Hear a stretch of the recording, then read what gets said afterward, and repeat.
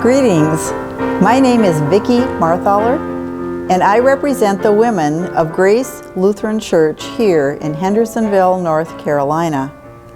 We welcome you to this reading theater for children. I invite you to grab your favorite blanket, get comfy and cozy for the next 30 minutes or so as we share a few of our favorite books. And may our gracious Lord and His favor and peace be upon this time. My book is called Mr. Lincoln's Way, both written and illustrated by Patricia Polacco, one of my favorite children's authors. Mr. Lincoln was the coolest principal in the whole world, or so his students thought. He had the coolest clothes, had the coolest smile, and did the coolest things. He had tea parties with Mrs. West's kindergarten every spring. He took Mr. Bliss's sixth graders on nature walks in the fall. He set up his telescope next to the pond in back of school on special nights and invited kids and their families to come and look at the stars. And in the winter, he was Santa for the Christmas play, lit the menorah for Hanukkah, wore a dashiki for Kwanzaa, and a burmose for Ramadan. Mr. Lincoln was just plain cool. Absolutely everybody thought so except Eugene Esterhaus. Mean Gene is what everybody called him. Mean Gene sassed the teachers and beat up on most of the other kids on the playground. He was no student at all. He drove Mrs. Dunkel crazy in English. Mrs. Chu wanted to drop him from art. And he was a bully. He always seemed angry, picking on kids and calling them names. "He's not a bad boy, really," Mr. Lincoln said, "only troubled." To just about everybody in school, though, Eugene was trouble, spelled with a capital T. Then one day he leered at a first grader. "What you looking at, scumball?" he said, and he pushed her down and wrenched her backpack away. "I'm going to tell Mr. Lincoln," she announced. "Go ahead, you little brat. I ain't afraid of that Then he stopped. Mr. Lincoln was standing right there. The bell rang and Eugene scurried away. Now Eugene was in Mr. Lincoln's thoughts more than ever. He knew he had to find a way to reach him. Then one day, as Mr. Lincoln was helping the fifth grade plant a tree in the beautiful new atrium, he noticed that Eugene was looking up into the branches of one of the other trees. There sat a bright red cardinal. 2 other days, Mr. Lincoln had seen Eugene standing at the atrium window watching birds on the trees. Mr. Lincoln wondered, was it possible that? It wasn't a day later when Mr. Lincoln called Eugene into his office. Eugene slumped into a chair. Mr. Lincoln took a beautiful book out of his desk drawer, a book in blazing color and all about birds. He turned to one page and studied the illustration. "I've got these little birds all over my tree, and I don't know what they are." Eugene got out of his chair and walked closer. "Those are red-capped nuthatches. Weird to see them this time of year." "You seem to know your birds," Mr. Lincoln said with a warm smile. "I do. When I lived on my grandpa's farm, he had tons of birds around. Chickens, thrashers, meadowlarks. We raised carrier pigeons together." "You've got quite a grandpa," Mr. Lincoln said, but Eugene just turned his back on Mr. Lincoln and left the room. A week had gone by when Eugene ran into Mr. Lincoln by the atrium looking glum. "I have a problem," Mr. Lincoln said. "So?" "That atrium was supposed to be full of birds, but they're just not coming." The principal looked into the empty atrium. "Wrong plants in there to make them want to stay, not the right food either." Eugene started to walk away.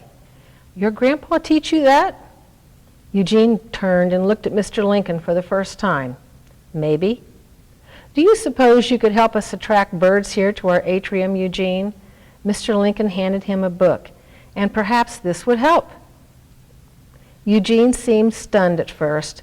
Then he took the beautiful book on birds in his hands, wrapped it in his arms, and bolted down the hall. As the days passed, Eugene never seemed to be without the book. His English teacher let Eugene read passages from the book in class. "I'm so pleased to see him reading," Mrs. Dunkel exclaimed. And when he didn't have his nose in that book, he was almost constantly out in the atrium. He and Mr. Lincoln made a list of plants and shrubs to buy and types of grains and seeds to feed the birds. They even built 3 feeders together. That's when it started to happen. The birds began to come.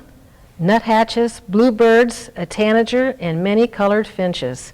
So many different kinds that the whole school stood from time to time just to watch the wonder of them in the atrium. Eugene seemed genuinely happy. He didn't even tease other kids anymore. Then one day, Ms. Chu burst into Mr. Lincoln's office. "There are 2 mallards nesting in the atrium." Mr. Lincoln rushed to the hall, and sure enough, there in the atrium were a male and female mallard. And there was their nest near the southeast corner of the atrium. Mr. Lincoln saw Eugene on the other side of the atrium, giving him a thumbs up.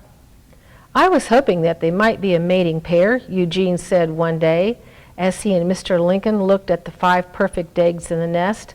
"Just one problem. The ducklings will need to be near water. They'll need to get to the pond outside. They can't fly out of the top like their parents."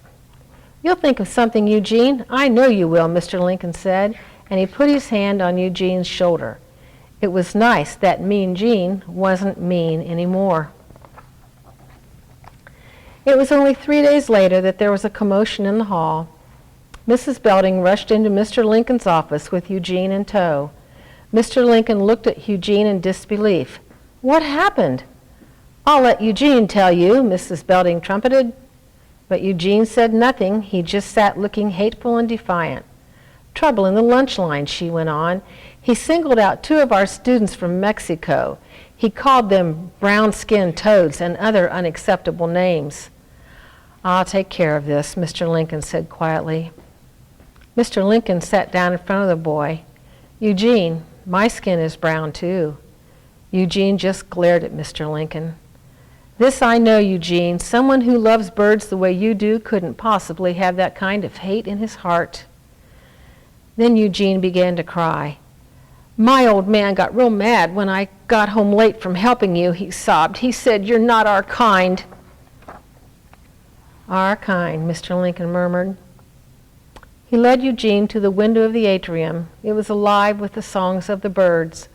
"I see sparrows, jays, cardinals, nuthatches, and the mallards. Don't all of those beautiful types and colors make this a beautiful place to be for all of them?" Eugene nodded yes. "Well, God made all of them, all kinds, just like He made all of us, Eugene. Fact is, all of you children here with all of your cool differences are my little birds. Yes, my little birds. And what should be your answer as to what is right or wrong in what your father said?" Mr. Lincoln said quietly. "My old man calls you real bad names, Mr. Lincoln. He's got an ugly name for just about everybody that's different from us." Mr. Lincoln didn't talk for the longest time. "Eugene, sometimes people get trapped in their thinking almost as surely as those ducklings will be trapped in that atrium," Mr. Lincoln said thoughtfully. "My grandpa just wasn't like that." Mr. Lincoln put his arm around the boy's shoulder. "I'd like to meet that grandpa, but Eugene, you have to promise me, even when bad things happen at home, here at school you need to treat all of my little birds with kindness and respect. No more teasing and name-calling. Please promise me." Eugene promised. Eugene was good to his word. He became a model citizen. He tried with all of his heart to keep his promise to Mr. Lincoln. Then, one bright morning, Eugene stopped at the atrium window. The eggs were starting to hatch. He ran from room to room and brought the whole school to watch.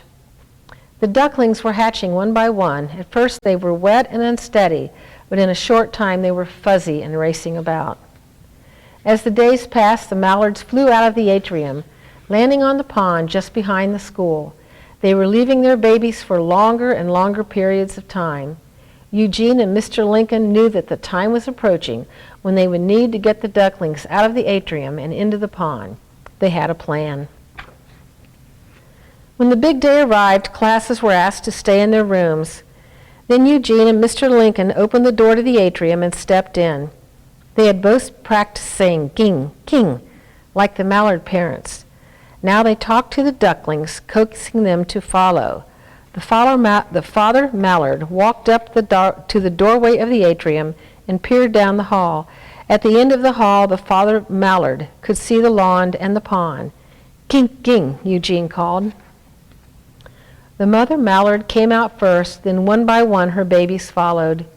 Eugene walked down the hall, calling to them over and over as the family waddled behind him. Then all at once the mother and father took the lead, and the ducklings scurried after them. At the outside doorway they stopped for a moment. Then the mother and father Mallard jumped out of the doorway and coaxed each of the ducklings to follow. Mr. Lincoln and Eugene both stood and watched as the ducklings raced down the hillside and plopped into the pond with their parents. Now I know where the expression "like a duck takes to water" come from. Mr. Lincoln laughed. He couldn't believe how well the babies swam. Parents had gathered at the top of the hill. They had been invited to watch from afar. Then Eugene heard a voice from behind them call out his name. "Eugene, boy, over here!" It was his grandfather. The boy raced up the hill. Mr. Lincoln joined them both. "This is my grandpa," Eugene sang out. "I know," Mr. Lincoln said. Eugene turned toward him. Had Mr. Lincoln something to do with this miracle, with his grandpa being here? Now the old man shook Mr. Lincoln's hand heartily. "I would sure like to stay with you again, Grandpa," Eugene said as he and his grandfather walked up the hill together. The old man put his arm around the boy's shoulders. "We'll see, son. We'll sure see," he said. Later, Eugene and Mr. Lincoln walked down by the pond together. Eugene needed to say something to Mr. Lincoln. "You showed those ducklings the way out, Eugene," Mr. Lincoln said. "Hey, you showed me the way out, Mr. Lincoln," Eugene smiled. Then he stopped and looked into his principal's eyes. "I'll make you proud of me, Mr. Lincoln, I promise." Eugene Esterhaus was true to his promise. He became a fourth-grade teacher and called his students "my little birds." Mr. Lincoln's Way by Patricia, Polacco.